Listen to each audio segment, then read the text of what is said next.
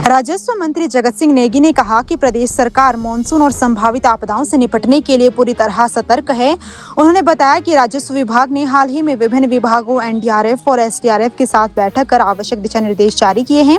संवेदनशील क्षेत्रों में राहत एवं बचाव दलों की तैनाती की गई और नदियों की ड्रेजिंग और भूस्खलन संभावित क्षेत्रों में नुकसान कम करने के प्रयास किए जा रहे हैं। नेगी ने कहा कि निर्माण गतिविधियों को नियमित करने के लिए सरकार नई नीति तैयार कर रही है, जिसमें भवन निर्माण संबंधित स्पष्ट दिशा निर्देश दिए जाएंगे।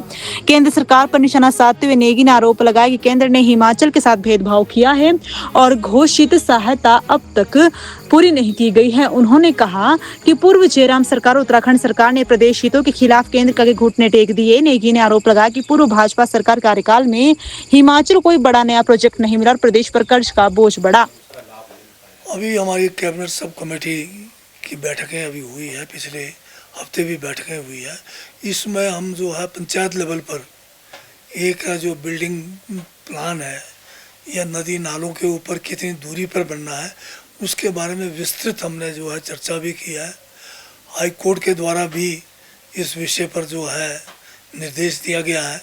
तो ये सारी चीज़ें अब जो है एक डिटेल स्टडी के बाद एक मॉडल बनाकर हम पंचायतों को प्रेषित कर रहे हैं कि पंचायत कितने मंजिल तक बिना कोई आर्किटेक्ट के मंजूरी से जो है कितने बिस्वे पर कितने मंजिल बनेंगे, और जब ज़्यादा 500 स्क्वायर यार्ड से ऊपर 3 मंजिल से ज़्यादा किसी भी पंचायत में कोई भी कमर्शियल बिल्डिंग्स बनते हैं तो उसके लिए जो है अलग से प्रावधान हमने उस पॉलिसी में रखा है, ताकि उसमें जो है एक सुरक्षित जो है भवन निर्माण हो सके, जो हमारे यहाँ पर भूकंप को भी झेल सके और जो इस किस्म की आपदाएं उसको भी झेल सके। साथ में ये ग्राम सभाओं को ये भी अख्तियार दिया जा रहा है कि वो अपने नदी नालों में कितनी दूरी पर जो है नाले से कितनी दूरी तक वो उसको सीमा तय कर सकेंगे कि उधर आप कंस्ट्रक्शन जहाँ लोग रिहायशी मकान ना बनाएं, क्योंकि ज़्यादातर आपदाओं में आपने देखा होगा कि जो नदी नालों के पास नए भवन बने हैं वही सबसे ज़्यादा जो है क्षतिग्रस्त हुए हैं। हिमाचल को तो पिछले 3 सालों से हमारे जो है कांग्रेस की सरकार माननीय मुख्यमंत्री ठाकुर सुखविंदर सिंह सुक्खू उठा रहे हैं, बार बार उठा रहे हैं, हर फोरम पे उठा रहे हैं, परंतु केंद्र का उदासीन रवैया है। तो ये जो हमारे साथ न्याय तो करते नहीं है, भेदभाव ही करते हैं। अभी जैसे खुशाव प्रोजेक्ट का था, उसमें भी अब जयराम जी कहते हैं कि सब कुछ इन्होंने किया था। अगर जयराम जी ने सब कुछ किया था तो ये उनके समय में क्यों करार नहीं हुआ? इन्होंने तो हिमाचल के हितों को केंद्र सरकार के सामने घुटने टेक दिए थे। उत्तराखंड वाले भी बीजेपी की सरकार थी, उन्होंने भी घुटने टेक दिए। ये तो वर्तमान कांग्रेस की सरकार है जिसका नेतृत्व हमारे माननीय मुख्यमंत्री ठाकुर सुखविंदर सिंह सुक्खू कर रहे हैं। इन्होंने डे 1 से ये कहा कि हिमाचल के हितों की रक्षा की जाएगी, हिमाचल के हितों को बिकने नहीं दिया जाएगा, चाहे वो पावर प्रोजेक्ट्स की बात है, चाहे वो आपके बिजली के अलावा हमारे जो भूमि है, जैसे कि इन्होंने जो है एक कस्टमाइज पैकेज के नाम से 5000 बीघा ज़मीन जो है कोड़ी के भाव कंपनी को दिया, जिसका अभी तक भी कोई काम नहीं हुआ। तो इस किस्म के काम ये लोग करते रहे हैं। अब इन्होंने जो है हमारे बिजली के जो प्रोजेक्ट्स थे, खासकर ये लूरी का है, सूनी का है, या हमारे इधर ट्राइबल एरिया में पांगी में बनना था, ये सारे केंद्र सरकार के सामने बिना हिमाचल के हितों की रक्षा किए इन्होंने इनको बूझ के भाव में दे दिया। उसको अभी रोक के रखा हुआ है, और जब तक हमारे अपने हिसाब से हमें जो इन प्रोजेक्टों से फ़ायदा नहीं होगा तो ये बनाने का फ़ायदा क्या रहा? तो ये जयराम जी तो जो है बड़ी बड़ी बातें करते हैं, हमेशा गुमराह करते हैं।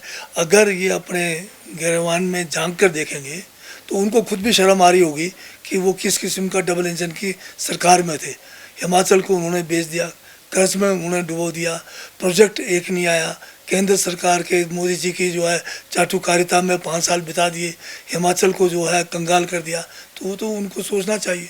जहाँ तक डिज़ास्टर मैनेजमेंट की बात है, हमारे जो है हाईएस्ट लेवल पे इसके भी हाल में ही बैठकें हुई है, और सभी डिप्टी कमिश्नर्स के साथ भी ये जो है वीसी के माध्यम से इनके साथ भी जो है बैठकें हुई है, और सभी विभागों को भी, विशेषकर पीडब्ल्यूडी, जल शक्ति विभाग है, हमारे बिजली बोर्ड के अधिकारी और कर्मचारी इन सबको सतर्क रहने के लिए कहा गया है कि किसी भी किस्म की आपदा के लिए निपटने के लिए हम जो है हर जगह पर जो है मुस्तैदी के साथ तैयार है।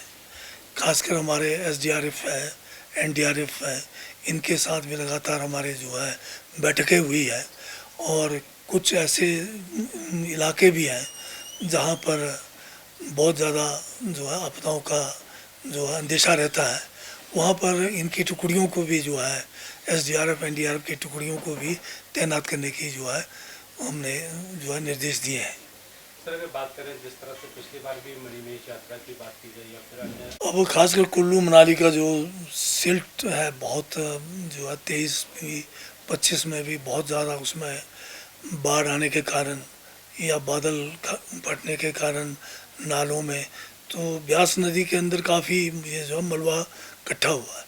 इसको ड्रेजिंग करने के लिए भी जो है सरकार ने जो है एक पॉलिसी लाई है और उस पॉलिसी के तहत जितने भी ये इलाके हैं चिन्हित इनको ऑक्शन करके इसका जो है मटेरियल वहाँ से लिफ्ट करके जो रिवर बेड है उसको खुला और जो है सुरक्षित बनाया जा रहा है।